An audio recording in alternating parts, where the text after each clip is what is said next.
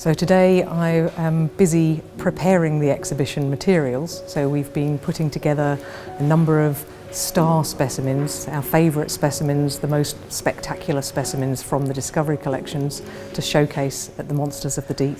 And these give you an idea of some of the most fantastic monsters of the deep, the real monsters of the deep. So these are marvels of nature. They have evolved to perfectly suit the environment in which they live, the deep, dark depths of our oceans. And it's a fantastic opportunity to get up close to deep sea animals. Very few people have such an opportunity to get face to face with a giant sea spider and see exactly what the animals in our deep oceans look like right up close. You're never going to get that opportunity again.